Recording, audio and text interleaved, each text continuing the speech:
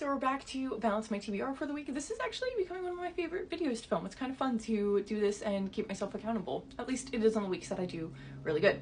So we started the week with 609 books on the TBR. I very quickly finished a Mary Higgins Clark book. It's not this one. I'm just too lazy to go grab the correct one off my shelf downstairs. So that brought me down to 609 books. And then I went to the bookstore and ended up buying two books.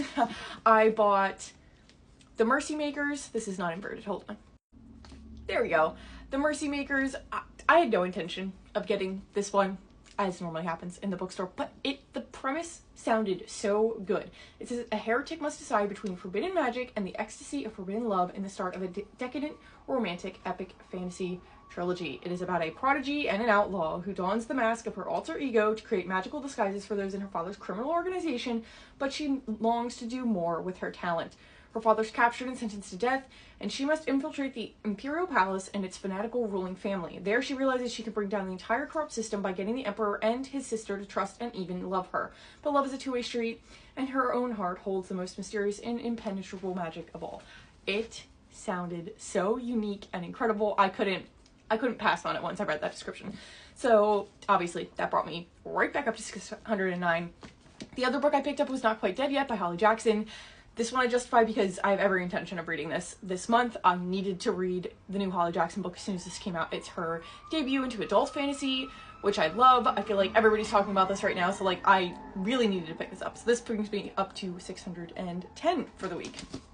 Then I listened to a book on audio. It's 20 Years Later. This was just like included in my membership. I didn't have to use a credit or anything, so I was like, okay, yeah, sure, I'll listen to that. And it's like this fun mystery that's sort of centered around 9/11, which is a really unique concept, and I really liked the idea of this story. Not sure that I liked the execution, but I liked the idea of it. And this was a really quick listen over audiobook. It's a long book, which I didn't expect, but like listening to audio makes it go really fast. So that brought me down to 609 again. Then I got the next book, not next, but like the next book I needed in the Zodiac Academy world, and that's Sorrow and Starlight. It's the 8th book, so right back up to 609 again, I think. I've lost count at this point.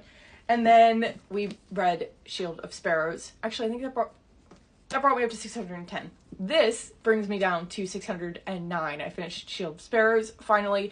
Really enjoy this. I think there's a lot of world building and setting up going on in this book, but I'm really excited for the way that the rest of this series is going to continue. So now that I confused all of us with my numbers, I started the week at 609 and I am finishing the week at 609.